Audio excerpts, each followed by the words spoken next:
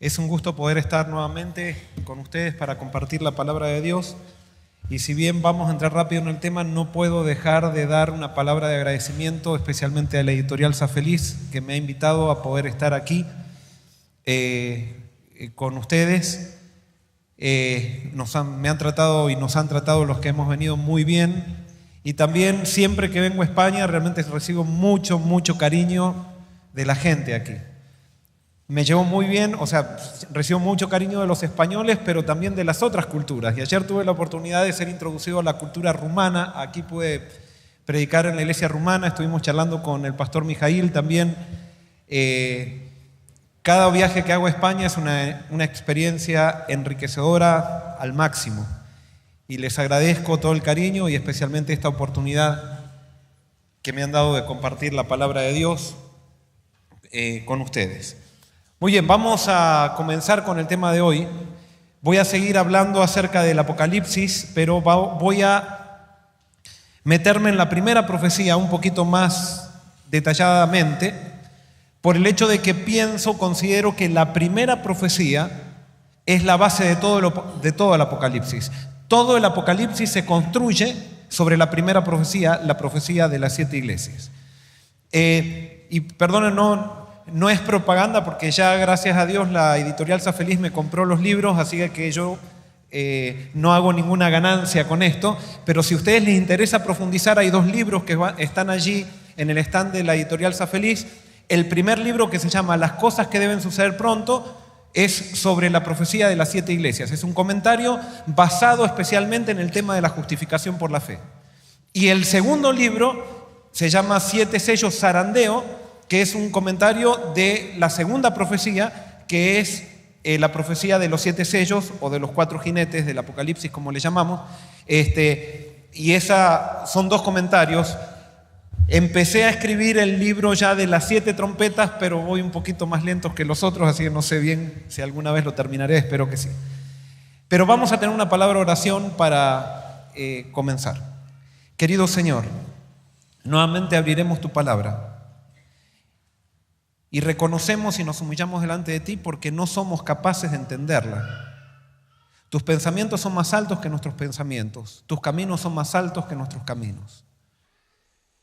Pero tú has prometido sabiduría a aquellos que sinceramente quieran buscarte y quieran entender lo que tú nos dejaste.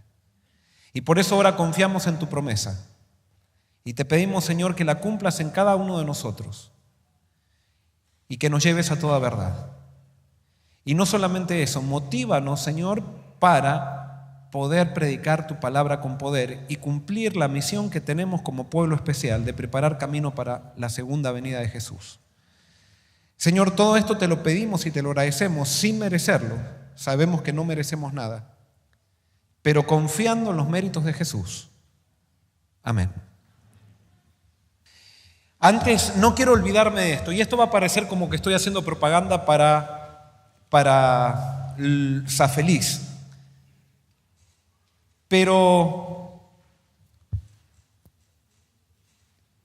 en el último tiempo, los más grandes testigos van a ser los libros. Porque va a haber muchas prohibiciones, y creo que también algo se dijo esto acá, pero va a haber demasiadas prohibiciones y los libros van a estar en las casas y la gente entonces va a tener acceso a la palabra de Dios o al enfoque correcto de la palabra de Dios a través de los libros. Pero los libros necesitan ser entonces repartidos ahora. No podemos llegar a la época de crisis y entonces ahí dar los libros. Ahora es el momento de hacer llegar libros. Y por eso uno dice, un libro quizás ni lo van a leer, no te hagas problema, eso se encarga el Espíritu Santo. Nosotros solamente tenemos que hacer llegar los libros a la gente. El Espíritu Santo se va a encargar de que esa gente lo lea en el momento que lo necesita. Mi padre fue un colportor, él era un hombre de negocios que ganaba mucho dinero, pero se encontró con la Biblia, leyó la Biblia y se encontró con el conflicto de los siglos, leyó el conflicto de los siglos y se convenció de que había un movimiento levantado por Dios para preparar camino para la segunda venida de Cristo. Una vez de leer el conflicto de los siglos, fue a una iglesia adventista sin haber recibido ningún estudio bíblico y les dijo, yo quiero bautizarme. Y como en la iglesia estaban contentos de que tenían un bautismo más, dijeron, muy bien, lo bautizamos, y lo bautizaron. Pero él no entendía todavía un montón de cosas, no sabía de lo del diezmo, no sabía incluso, él guardaba el sábado de acuerdo a lo que había entendido, del sábado de mañana a sábado de noche. Pero de a poquito, leyendo la Biblia, fue creciendo, y en un determinado momento fue un congreso de colportaje. Él estaba pidiendo el sábado en su empresa, y en la empresa le estaban dando vueltas, y fue un congreso de colportaje y decidió pasar al llamado para ser un colportor. Y pasó el llamado para ser un colportor, y cuando volvió a la ciudad, dijo, voy a renunciar porque voy a ser colportor. Los jefes querían morirse porque él era un buen gerente de sucursales. Él gerenciaba las sucursales de todo el país de Argentina, de una empresa de medias, y lo querían mucho y era muy buen trabajador. Pero entonces cuando le dijeron, mire, si quiere le damos el sábado, el domingo, todo lo que quiera le damos, pero no se vaya. Y mi padre le dijo, mire, esto hubiera preferido que me lo hubieran dicho la semana pasada, pero yo ya fui, di mi palabra, me paré ahí y yo voy a ser un colportor. Y él comenzó a vender libros. Tendría muchísimas cosas para contarles de milagros que Dios hizo a través del colportaje. Pero bueno, al final terminó siendo pastor, y al final terminó siendo director de colportaje de la Unión allí en Argentina. Y él lleva el colportaje en el corazón y los libros en el corazón, y por donde va, él siempre lleva libros. Y cuando ella era director de colportaje, iba muchas veces a las iglesias, y después de 30 años que había colportado él, o de más años que había colportado, se encontraba con personas que eran miembros de iglesia que él le había vendido el conflicto de los siglos. O sea, lo que puede hacer un libro, quizás, como creo que alguien decía, y perdónenme, como estoy con mucho sueño y como muy cansado, no me acuerdo bien quién dijo, quién no dijo, pero lo que puede hacer un libro, cuando nosotros no podemos quizás hacer todo, no todos tenemos talentos de dar estudios bíblicos, no todos tenemos talentos para predicar, pero sí todos podemos dar un libro. Y Dios se encarga de abrir ese libro en el momento que la gente lo necesita. Y por eso me parece espectacular este congreso, si de acá salimos con la decisión de hacer lo que podemos hacer. No lo que no podemos hacer, sino lo que sí podemos hacer. Y un libro todos podemos regalar. Pero muy bien, ahora vamos a ir al Apocalipsis. Y vamos a ver lo que viene. Esto es una cita de Elena de White, dice así: debe haber un estudio más completo, más diligente del Apocalipsis, y una presentación más fervorosa de las verdades que contiene. Verdades que conciernen a todos los que viven en estos últimos días. Y esto ya lo vimos ayer, pero vamos a repasar. ¿Para cuándo son las verdades del Apocalipsis? Es para los que viven en los últimos días. Y si nosotros estamos en los últimos días, las verdades del Apocalipsis son para nosotros. Y entonces ahora vamos a otra cita también que la leí ayer. Dice así: a Juan le fueron reveladas escenas de profundo y conmovedor interés acerca de la experiencia de la iglesia. Vio la situación, los peligros, los conflictos y la liberación final del pueblo de Dios. Registran los mensajes finales que han de hacer madurar la mies de la tierra, ya sea en gavillas para el granero celestial o en manojos para los fuegos de destrucción. Le fueron revelados asuntos de suma importancia, especialmente ¿para quién? Para la última iglesia, para que los que se volviesen del error a la verdad pudiesen ser instruidos con respecto a los peligros y conflictos que les esperaban. Nadie necesita estar a oscuras en lo que concierne a lo que ha de acontecer en la tierra. O sea que los mensajes del Apocalipsis son específicamente para nosotros. Y es por eso que tenemos que reinterpretar el Apocalipsis de una manera que nos sirva a nosotros y no de una manera que le sirvió a las personas que vivieron en el pasado y que ya están muertas. El Apocalipsis es para la última iglesia. Y es un mapa que Dios nos ha dejado para que nosotros sepamos cómo llegar a la segunda venida de Cristo. Muy bien, entonces, el Apocalipsis comienza con una primera profecía y hoy voy a analizar esto. Y esta primera profecía es la profecía a las 7 iglesias. Dios le da un mensaje a las 7 iglesias. ¿Y qué es lo que Él pretende de estas 7 iglesias? ¿Qué pretende Dios de estas 7 iglesias? El llamado a las iglesias, ¿a qué es? Es arrepentirse. Entonces, la primera profecía es para que nos arrepintamos. Y Dios muestra en el Apocalipsis que si las iglesias se arrepienten, comienzan a desencadenarse los movimientos finales. Pero para que comiencen a desencadenarse los movimientos finales, no es que una persona se tiene que arrepentir, sino que Dios tiene un número. Muchos me preguntaron ayer, ¿los 144.000 son literales o son simbólicos? Realmente no sé, ni me interesa tampoco averiguarlo. Lo que sí sé es que Dios dice que no necesitan todos estar arrepentidos, con que haya un remanente arrepentido, pero tiene que ser un remanente, tiene que ser un grupo arrepentido. Entonces Dios comienza a desencadenar los movimientos finales. El Apocalipsis dice que deberían ser 144.000. Literales o simbólicos, no sé. Pero, ¿cuántos habitantes tenía el mundo cuando vino el diluvio? Los eruditos piensan que el mundo tenía la misma cantidad de habitantes o quizás más que los que ahora. Sin embargo, ¿cuántos se salvaron? 8. Así que Dios está siendo un poquito más generoso, digamos, con los 144.000. ¿Cuántos israelitas salieron de Egipto? Entraron 70, pero ¿cuántos salieron de Egipto? Los eruditos no se ponen de acuerdo, pero lo que más extraen 600.000 a 1.000.000. Ahora la pregunta es, ¿cuántos entraron a Canaán de ese 1.000.000 que salió? Solamente 2. Y con esto no quiero desilusionarnos. Ahora, Dios nos está dando la oportunidad de que seamos más. Y la cuestión no es estar diciendo, vamos a ser poquitos. Lo importante es saber cuáles son las características, cuál es el plan que Dios me ha dejado para yo poder ser parte. Yo responder, o sea, cada uno de nosotros responder al llamado. Ahora, nosotros dijimos ayer que Dios tiene un desafío. Él desea volver para inaugurar su reino. Se necesita advertir al mundo acerca del juicio, pero hay un problema, su pueblo no está preparado. Y es por eso que Él da el mensaje a las iglesias para que su pueblo se prepare y tener un pueblo que proclame por testimonio al mundo que Cristo viene y el juicio de Dios. Ahora nuestro testimonio, si bien se bautiza gente, nuestro testimonio está diluido. ¿Por qué? Porque en la iglesia hay trigo y cizaña. Y la cizaña que hay en la iglesia diluye de alguna manera el testimonio de la iglesia y el testimonio del pueblo. Y por eso Dios tiene que hacer algo para sacudir a la iglesia y que salga la cizaña para que el testimonio de la gente sincera sea poderoso. Y la Biblia y el Apocalipsis describe ese proceso. Lo describe especialmente en el mensaje o en la profecía de los 7 sellos.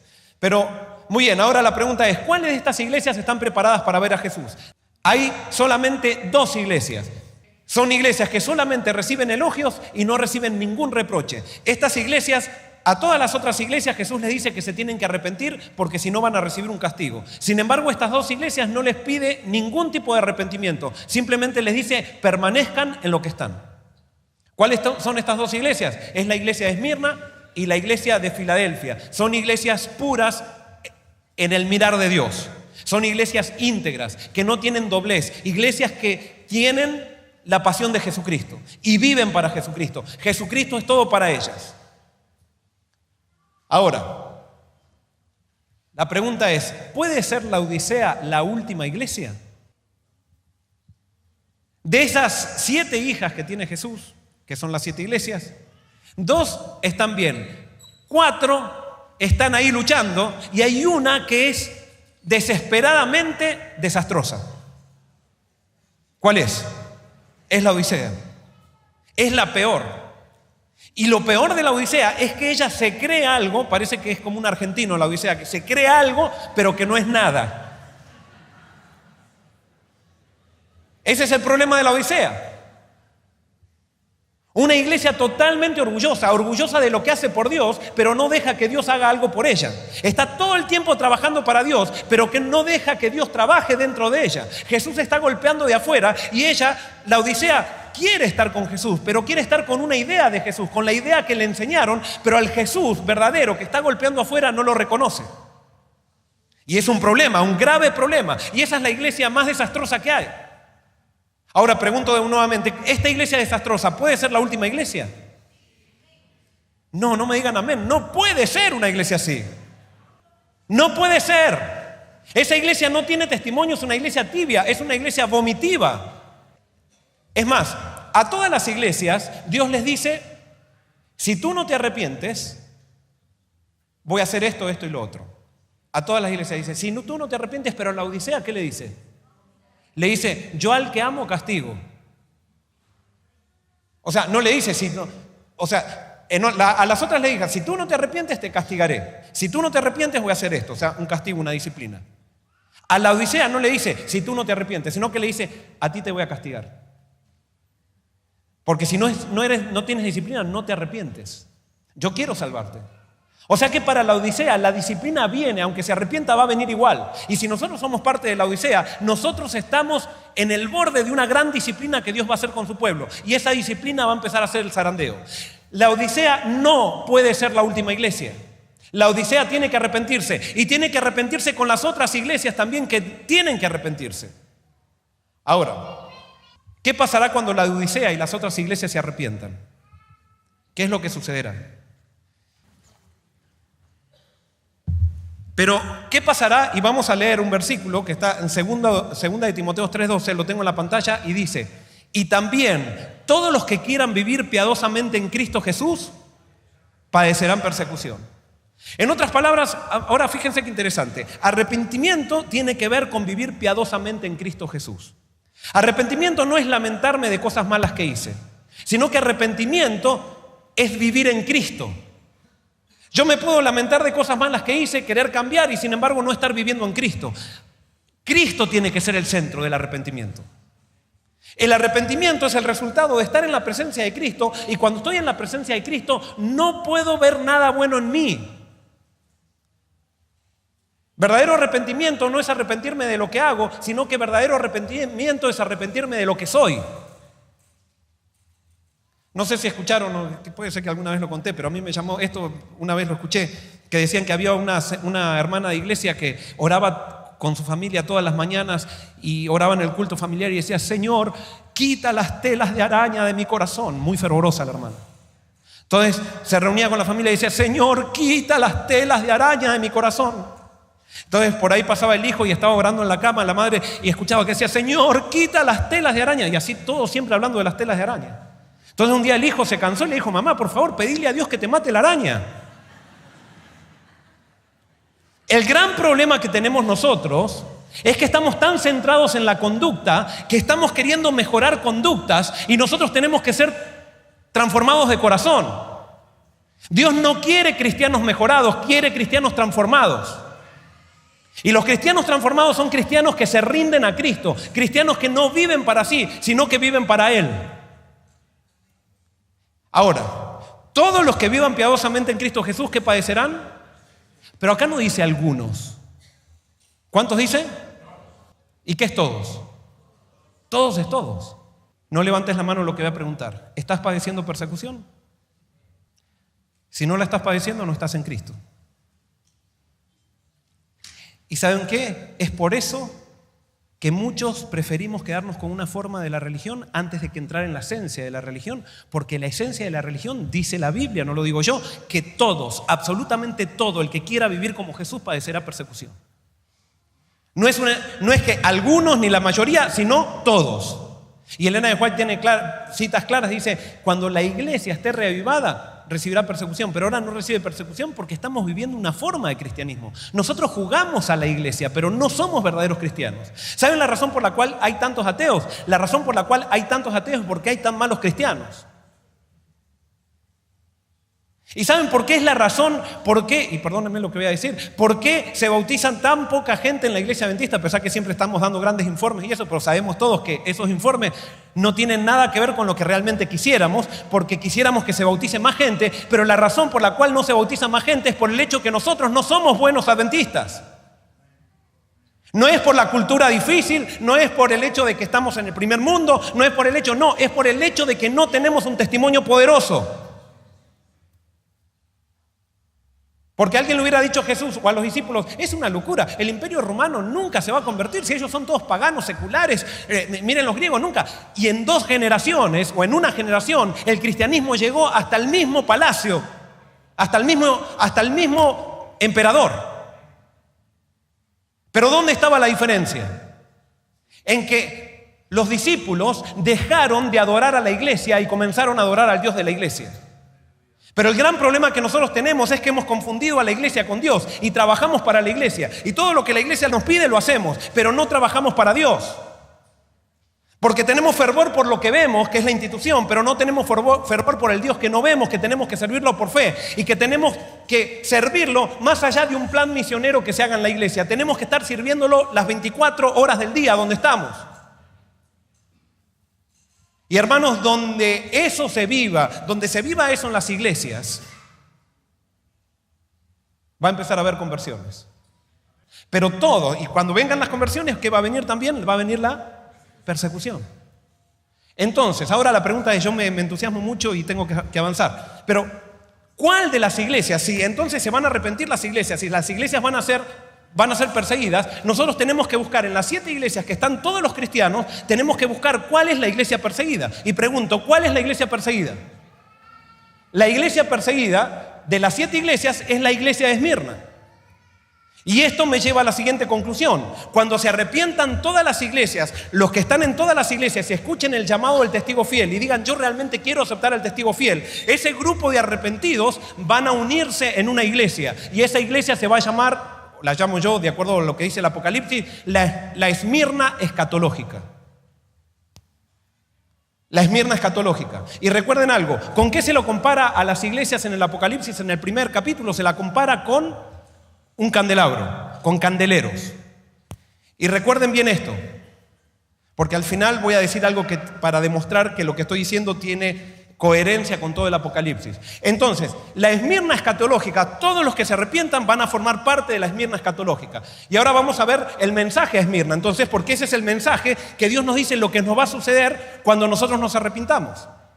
Dice, vamos a leerlo, dice, y escribe al ángel de la iglesia en Esmirna, el primero y el postrero, el que estuvo muerto y vivió, dice esto: yo conozco tus obras y tu tribulación y tu pobreza, pero tú eres rico.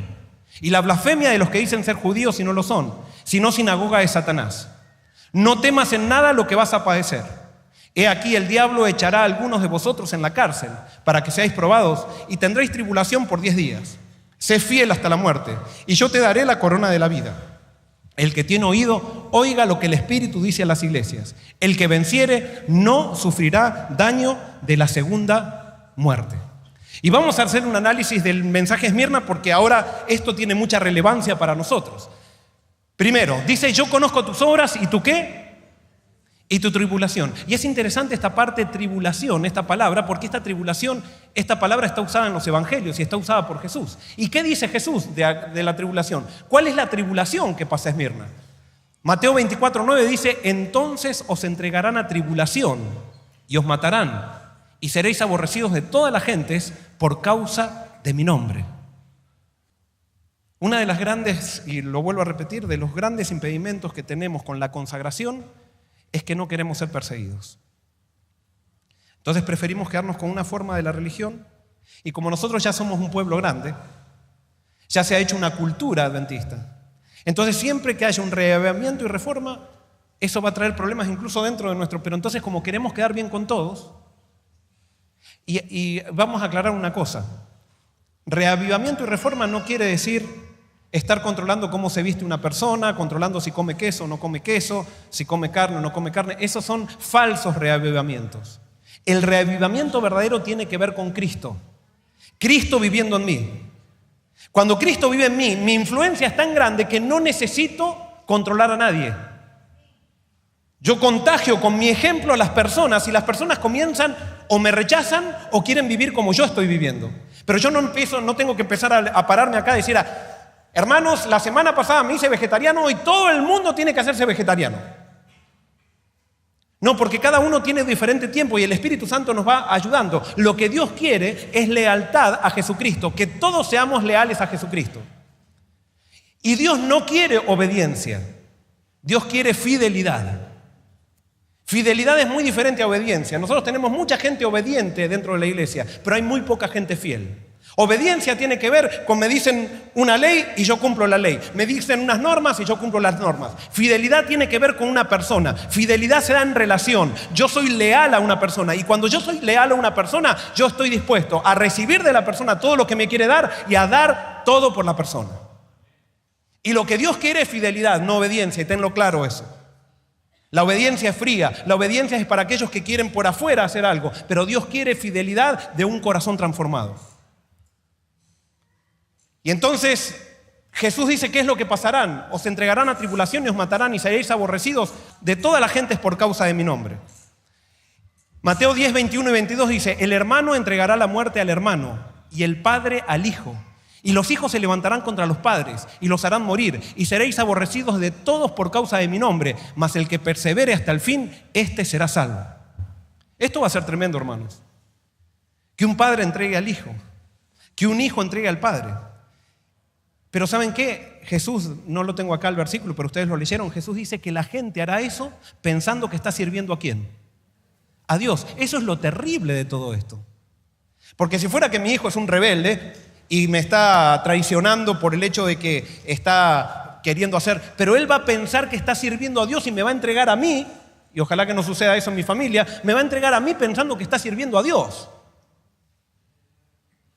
Y por eso la persecución, y eso lo vamos a ver más adelante, de alguna manera están involucrados los religiosos. No son tanto los ateos. Y dice, yo conozco tus obras, y dice, yo conozco tu ¿qué? Tu pobreza, pero tú eres rico.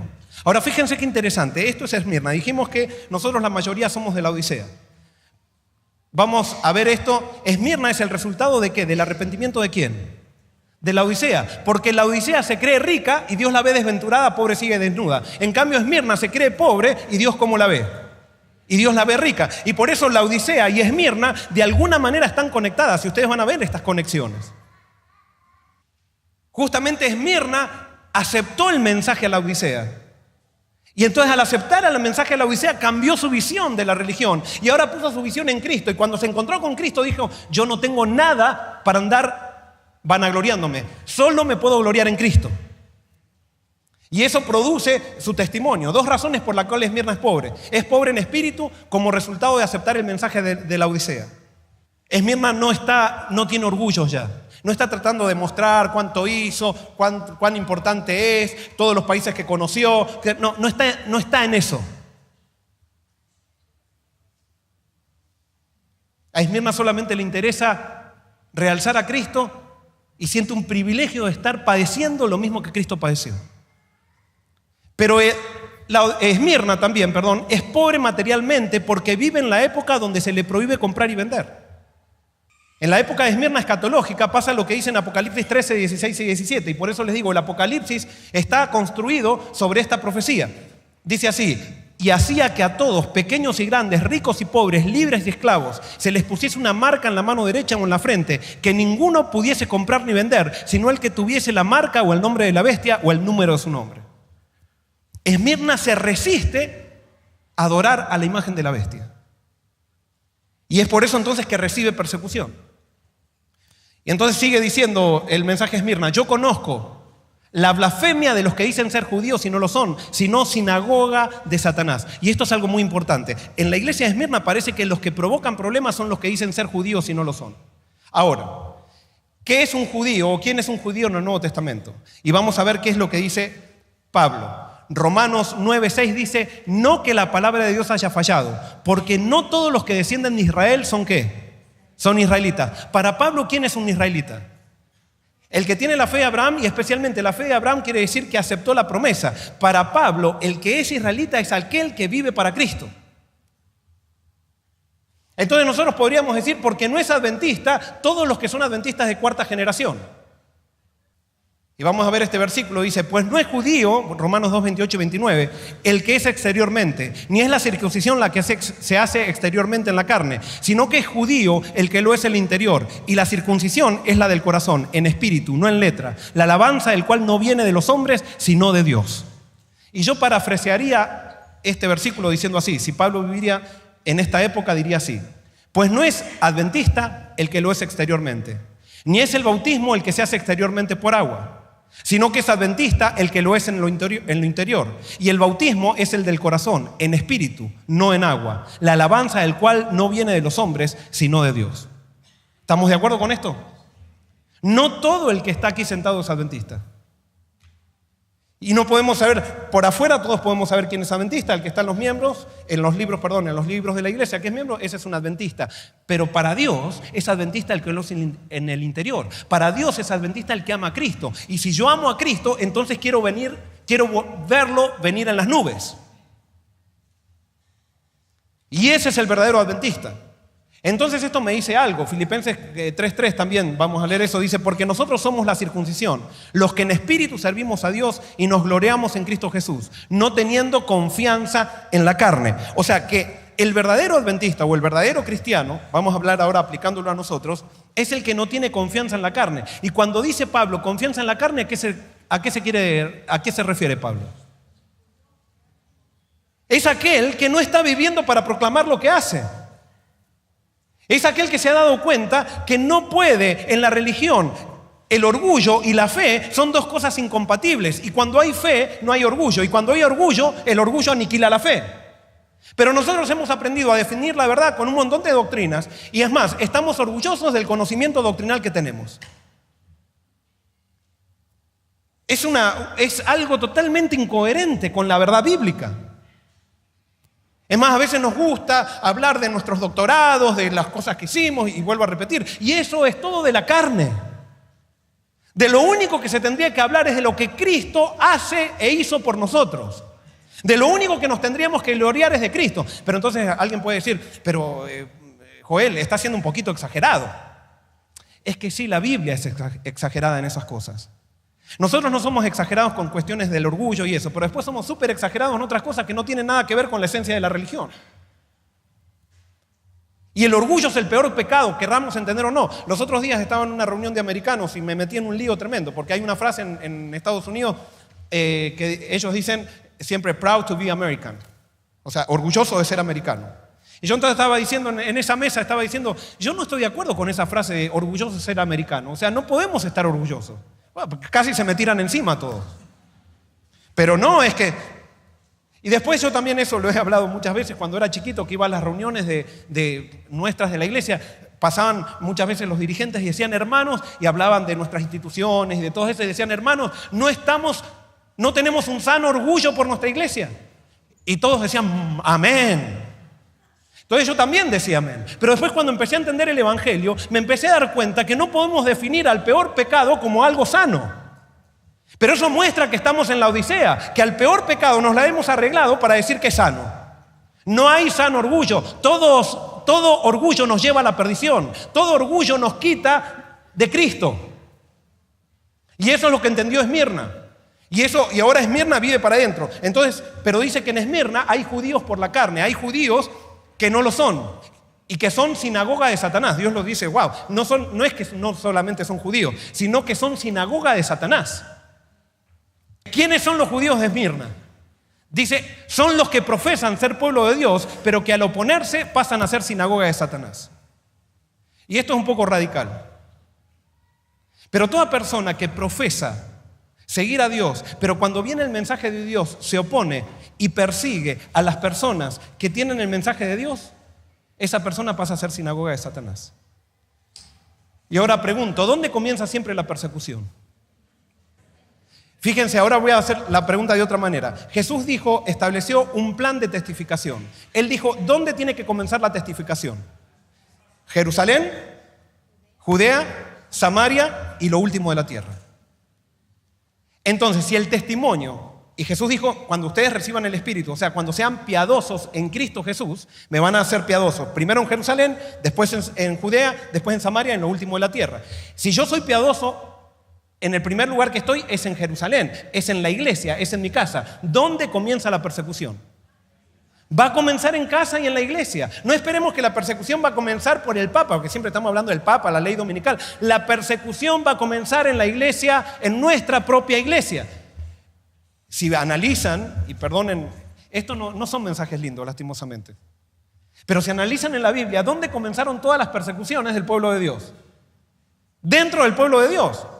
Y alguien puede decir, ¿se da cuenta, pastor? Por eso yo no creo en la iglesia, porque los dirigentes religiosos son todos... No, y ahora voy a decirte algo, y escucha bien esto. Jesús dijo que la mayoría se salva o se pierde. En la estadística de Jesús dice, entren por la puerta estrecha, Porque por el camino ancho van la mayoría. Y por la puerta estrecha dice, muchos la buscan, pero solamente unos pocos la encuentran y pocos son los que la hallan. O sea, según la estadística de Jesús, la mayoría se pierde. Entonces hago una pregunta. Aunque no les guste, perdónenme, voy a usar la estadística de Jesús. ¿La mayoría de los que estamos acá nos salvamos o nos perdemos? ¿Cómo? Nos perdemos. La mayoría de los que estamos acá nos perdemos. Y no digo se pierden. Por eso cada uno tiene que saber, si quiere salvarse, nos vamos a salvar. Si queremos salvarnos, nos vamos a salvar. Pero por nuestro orgullo, la mayoría, de acuerdo a la estadística de Jesús, se pierde acá. La mayoría de la iglesia española, ¿se salva o se pierde? Se pierde. La mayoría de los presidentes de Unión, y perdonen si está Jesús Calvo por ahí, ¿se salva o se pierde? Se pierde. La mayoría de los gente que está en la división, ¿se salva o se pierde? Se pierde. La mayoría de la asociación general, ¿se salva o se pierde? Se pierde. Pero eso no quiere decir entonces que me tengo que ir de la iglesia, porque esa es la estadística de Jesús, porque la mayoría de tu casa se pierde también. Entonces vete de tu casa, vive solo en un monasterio. Eso lo dijo Jesús, y por eso Jesús dijo que todos padecerán persecución. No importa si estás en tu casa, no importa si eres pastor, vas a padecer persecución también. No importa si estás en la división, vas a padecer persecución también. Y no importa si estás en la asociación general y si quieres ser fiel en Cristo Jesús, vas a padecer persecución también. Cuando nosotros nos queremos ir de la iglesia por causa de la hipocresía que hay en la iglesia, generalmente es por algo que nosotros estamos buscando una justificación para ya no estar con Cristo. Pero ustedes no van a ver que eso es lo que dice acá. Porque eso Jesús lo dijo eso. Y por eso la persecución no podemos esperar en otro lado. Y por supuesto, ahora sí quiero decirles algo. A Dios le encantan las excepciones. Y como a Dios le gustan las excepciones, puede ser que la mayoría de acá se salve. Y puede ser que llegue un momento que quizás de la mayoría de la iglesia se salven, no sé, eso queda en las manos de Dios. Pero la estadística de Jesús, que más o menos va con la normalidad, Jesús la dijo. Y por eso no podemos estar nosotros esperando que todo el mundo se reavive para yo reavivarme. Yo tengo que simplemente esperar cuál es mi deber en Cristo y seguir el cometido que Cristo me da. Ahora, esto lo dice Elena de White, conforme vaya acercándose la tempestad, muchos que profesan creer en el mensaje del tercer ángel, pero que no fueron santificados por la obediencia a la verdad, abandonarán su fe e irán a engrosar las filas de la oposición. Uniéndose con el mundo y participando de su espíritu, llegarán a ver las cosas casi bajo el mismo aspecto. Así que cuando llegue la hora de prueba, estarán preparados para situarse del lado más fácil y de mayor popularidad. Hombres de talento y de elocuencia, que se gozaron un día en la verdad, emplearán sus facultades para seducir y descarriar almas. Se convertirán en los enemigos más encarnizados de sus hermanos de antaño. Cuando los observadores del sábado sean llevados ante los tribunales para responder de su fe, estos apóstatas serán los agentes más activos de Satanás para calumniarlos y acusarlos y para incitar a los magistrados contra ellos por medio de falsos informes e insinuaciones. Acá Elena de White describe lo que recién estaba diciendo. Cuando alguien se va de la iglesia, está tratando de buscar un justificativo por cual él está fuera, o ella. Y por eso está con una lupa mirando quién se equivoca. Y ¿te das cuenta? Por eso me fui. Por eso me fui. Lo que los mueve es la culpa. Porque no estamos diciendo que la iglesia es perfecta, hermanos. Pero nosotros creemos que hay un Dios más poderoso que las instituciones y que la iglesia. Y estamos sirviendo, si realmente somos de Esmirna o somos realmente del pueblo de Dios, estamos sirviendo a Dios, no a la iglesia. Y si todos nos unimos y servimos a Dios, esta iglesia se va a transformar en una iglesia poderosa. Y vuelvo a repetir, podría hablar mucho de eso, pero no te vayas. Simplemente deja entrar a Cristo en tu vida. Y cuando dejes entrar a Cristo en tu vida, alrededor tuyo también va a haber mucha gente que se entregue a Cristo. No temas en nada lo que vas a padecer, dice Jesús. En Mateo 5, 10 al 12 dice, bienaventurados los que padecen persecución por causa de la justicia, porque de ellos es el reino de los cielos. Bienaventurados sois cuando por mi causa os vituperen y os persigan y digan toda clase de mal contra vosotros mintiendo. Y acá hay algo importante. Si tú vas a padecer persecución por ser fiel a Cristo, recuerda que eso va a venir. Entonces cuando te persigan, no estés como una víctima diciendo me están persiguiendo, No, dice Jesús, sé bienaventurado. Pero el gran problema de aquellos que son perseguidos es que muchas veces devuelven la persecución con persecución. Y Jesús estableció la persecución. O sea, Satanás nos persigue cuando nos ponemos fieles a Cristo. Pero Dios permite la persecución porque la persecución nos purifica. Entonces yo no puedo devolver la persecución con persecución, ni puedo, si alguien me está tirando piedras, mi deber es permanecer en Cristo y no devolver las piedras. Pero cuando tú ves a alguien que está siendo perseguido y está una víctima, pero a la vez le están tirando piedras y él está devolviendo las piedras, esas dos personas se van al infierno a tirarse piedras. Pero ninguna de esas personas está salva. ¿Por qué? Porque toda persona que está en Cristo va a ser perseguida. Pero no toda persona perseguida está en Cristo. Porque hay personas que buscan la persecución para decir, ven, me están persiguiendo, yo estoy con Cristo y entonces me están persiguiendo porque... Y buscan la persecución. Dios no te manda a buscar la persecución. Lo que Dios te manda es a levantar a Cristo. Y recuerda algo, cuando te persiguen la persecución verdadera, la persecución de que es una bienaventuranza, no te están persiguiendo a ti, están persiguiendo al Cristo que tú llevas. Pero no es a ti, es la encarnación de Cristo en ti que persiguen, porque la gente pecadora quiere matar a Cristo continuamente, pero quiero decirte algo, a Cristo ya no se lo puede matar. Y por lo tanto, si tú permaneces firme en Cristo, la persecución lo único que va a hacer es fortalecer a la iglesia verdadera. Sé fiel ¿hasta cuándo? Hasta la muerte. No dice sé fiel hasta que las cosas se ponen difíciles. Si no sé fiel ¿hasta cuándo? Hasta la muerte. El gran problema nosotros que tenemos es que no somos fieles hasta que las cosas se ponen difíciles. Y me gustaría hablar un poquito más de esto. ¿Sabes por qué no tenemos victoria en la vida cristiana? Es por el hecho de que no estamos dispuestos a entregarnos. Estamos evaluando, si me entrego, ¿qué va a pasar? En vez de dejar las consecuencias en las manos de Dios, queremos nosotros controlar nuestra vida después de la entrega. Y el único que puede controlar la vida después de la entrega es Dios. No soy yo. Y por eso, si quieres tener victoria, ríndete.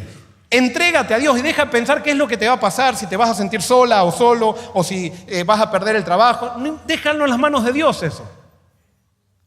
Pero que tu principal objetivo sea ser fiel a Jesucristo. ¿Hasta cuándo? Hasta la muerte. No hay excusa para la infidelidad. Y si eres infiel, no lo justifiques, es un pecado. Arrepiéntete y abogado tienes. Pero permanece y crece en fidelidad. Y eso es Esmirna. Apocalipsis 14:13, para Esmirna se le dice: y oí una voz desde el cielo que me decía, escribe, bienaventurados los de aquí en adelante, los muertos que mueren en el Señor. Sí, dice el Espíritu, descansarán de sus trabajos porque sus obras con ellos siguen. Los de Esmirna escatológica van a vivir el momento más difícil de la historia. Y va a haber una persecución. Si estamos por la gracia de Dios, nos van a buscar para matarnos. Pero ¿qué va a pasar? Nosotros creemos, esto lo decía ayer en la iglesia rumana, nosotros creemos que en la muerte no se siente nada, ¿verdad? Y como van a ser tan difíciles los momentos que se van a vivir, cuando vengan los verdugos y nos agarren y nos estén por matar, vamos a decir, vienen las vacaciones. Y entonces van a estar los verdugos así queriéndonos dar miedo y nosotros nos vamos a poner, ya, tiren, maten. Si nosotros vamos a saber que es un segundo y nos matan y abrimos los ojos y estamos viendo a Cristo, nos van a acelerar el proceso si nos matan. Y por eso en Apocalipsis dice, bienaventurados, van a ser privilegiados los que mueran. Para Dios va a decir, ya Joel necesita tener una vacación, que lo maten. Y Joel va a decir, gracias Señor, gracias porque me estás dando la vacación. Y entonces el verdugo me va a estar cortando la cabeza y yo voy a estar con una sonrisa esperando la vacación que ya estoy anticipando que lo veo a Cristo. Y entonces cuando el verdugo vea eso, va a decir, ¿pero qué tiene este? Lo mismo que hacían los verdugos, ¿se acuerdan en el circo romano? Que veían a los cristianos cantando, porque ellos creían, la segunda venida de Cristo era una certeza para ellos, no solamente creían, era una certeza. Y por eso morían cantando, y la gente decía, pero estos tienen algo que yo no tengo, yo quiero eso. Y entonces a raíz del testimonio de los 144.000 de los de Esmirna, van a empezar a convertirse muchas personas. Y Dios va a utilizar esto como testimonio.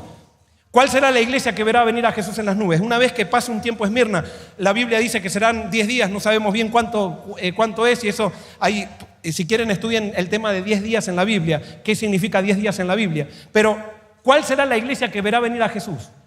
¿Cuál era la otra iglesia pura? Filadelfia. Es la iglesia de Filadelfia. Y fíjense, vamos a conectar, fíjense vieron que mostramos que la Odisea está conectada con Esmirna. Esmirna es el arrepentimiento de la Odisea. Pero ahora vamos a ver cómo Esmirna está conectada con Filadelfia. Tiene exactamente los mismos elementos, pero en otro contexto. Vamos a ver el mensaje a Filadelfia. Vamos a llamarla Filadelfia escatológica. Dice así: escribe al ángel de la iglesia en Filadelfia. Esto dice el santo, el verdadero, el que tiene la llave de David, el que abre y ninguno cierra, y cierra y ninguno abre. Yo conozco tus obras. He aquí he puesto delante de ti una puerta abierta, la cual nadie puede cerrar. Porque aunque tienes poca fuerza, has guardado mi palabra y no has negado mi nombre. He aquí, yo entrego a quienes, fíjense, los que estaban en Esmirna, entrego a los de la sinagoga de Satanás, a los que se dicen ser judíos y no lo son, sino que mienten. He aquí, yo haré que vengan y se postren a tus pies. Pero ahora, quiero simplemente destacar algunas cosas. Fíjense cómo se presenta Jesús, el santo y el verdadero, a Filadelfia. ¿Por qué se presenta como el santo y el verdadero a Filadelfia? Pregunto. ¿Quién está actuando en la época de Filadelfia? El anticristo. Está Cristo, que es Satanás, haciéndose pasar por Cristo, está acá en la tierra interactuando con los seres humanos. Satanás está humanizado en la tierra en este momento. Y entonces ahora dice, cuando se presenta Jesús a Filadelfia, dice: yo soy el santo y el ¿qué? Y el verdadero. Porque el otro, ¿cuál es? Es el falso. Y por eso esta es la última iglesia donde está el anticristo interactuando. Y fíjese, dice: el que tiene la llave de David, el que abre ninguno cierra, y cierra y ninguno abre. ¿Cuál era el problema de Esmirna? Que dice que muchos eran echados ¿dónde? En la cárcel. Esmirna está encerrada en la persecución, pero con Filadelfia comienza la liberación del pueblo de Dios. ¿Por qué comienza la liberación del pueblo de Dios? Porque con Filadelfia estamos al final de las últimas trompetas, y con Filadelfia van a comenzar a derramarse las últimas plagas, las 7 plagas finales, que es la liberación del pueblo de Dios. Y entonces sigue diciendo: he aquí, yo entrego a los de la sinagoga de Satanás, a los que dicen ser judíos y no lo son, sino que mienten. He aquí, yo haré que vengan y se postren a tus pies. Aquí simplemente a Filadelfia Dios le está prometiendo lo que dice el Salmo 23. ¿Qué es lo que dice la Biblia? Cuando a ti te persiguen, ¿qué tienes que hacer? Tú tienes que seguir cumpliendo tu misión. Tienes que tener eso como una bienaventuranza de que estás sufriendo. Dios te está dando el privilegio de padecer los sufrimientos de Cristo. Entonces, dice, si tú tienes como bienaventuranza la persecución, va a llegar un día, dice Dios, Salmo 23, que yo aderezaré mesa delante de ti en presencia de tus enemigos. Yo mismo vendré, te pondré la mesa, me sentaré contigo para que tus enemigos que decían seguir a Dios y te perseguían, vean que Dios realmente está contigo y no con ellos. Y eso Dios lo promete que lo va a hacer con la iglesia de Filadelfia, los últimos. Y fíjense, sigue diciendo el mensaje a Filadelfia: por cuanto has guardado de mí la palabra de mi paciencia, yo también te guardaré de la hora de la prueba que ha de venir sobre el mundo, ¿qué? Sobre el mundo entero. Acá está hablando de las 7 plagas. Ya no va a haber muerte, ya no va a haber martirio, no va a ser necesario morir ya. Entonces Dios va a proteger a los de Filadelfia. Y entonces dice: he aquí yo vengo pronto. Esa es la única iglesia que Jesús le promete que viene ¿cómo? Que viene pronto. Y por eso creemos que Filadelfia es la última iglesia. Y se me acabó el tiempo ya de gracia. Pero hay un tiempito de persecución entre el tiempo de gracia y después. Dice: el que venciere, yo lo haré columna en el templo de su Dios, y nunca más saldrá de allí. Y escribiré sobre él el nombre de mi Dios y el nombre de la ciudad de mi Dios, la nueva Jerusalén, la cual desciende del cielo de Dios, y mi nombre nuevo. ¿Qué se le va a escribir sobre ellos en la frente a los de Filadelfia? ¿El nombre de quién? De Dios. Vayan a Apocalipsis capítulo 14 y dice que los 144,000 que tienen en la frente, el nombre de Dios. O sea que este grupo, allí en Filadelfia, me está diciendo: aquí va a estar también este grupo. Y este va a ser el grupo que va a ver a Cristo venir en las nubes. Entonces, ¿quién es la última iglesia? Filadelfia escatológica. Cuando termina el tiempo de Filadelfia escatológica, viene la segunda venida de Cristo. En Filadelfia escatológica se puede empezar a ver que se oscurece el sol, la luna roja en todo el mundo, caen las estrellas, y entonces la generación de Filadelfia escatológica, cuando vea esas señales, dice: Cristo viene y viene pronto. ¿Qué pasará? Posiblemente nosotros seamos parte de los 144,000, porque posiblemente la gran multitud sean musulmanes convertidos, sean los chinos convertidos, y nosotros seamos 144,000. ¿Qué pasará con nosotros que dimos la vida por Cristo? Daniel capítulo 12, versículos 1 al 3. Como morimos proclamando la venida de Cristo, Dios nos va a dar el privilegio de ver a Cristo venir en las nubes y nos va a resucitar antes de su segunda venida, quizás una semana antes, un mes antes, no sé cuánto, pero nos va a resucitar antes de la segunda venida. Daniel capítulo 12, versículos 1 al 3, en una resurrección especial, donde entonces vamos a resucitar y vamos a ser parte de los 144,000, porque quizás nosotros hoy estemos proclamando esto, pero quizás no contagiemos a la generación que vive con nosotros, y quizás muramos con la esperanza y todavía Cristo no viene, pero vamos a poder ser parte de los 144,000 si es que Cristo hoy es nuestra seguridad, nuestra salvación y nuestro todo. Dios nos bendiga y que podamos experimentar ese arrepentimiento del cual no nos vamos a arrepentir, que sea el resultado de ensalzar a Cristo, y ojalá que todos nos encontremos en ese grupo, el grupo más especial que va a existir en la tierra, los 144,000 y la gran multitud. Que Dios te bendiga.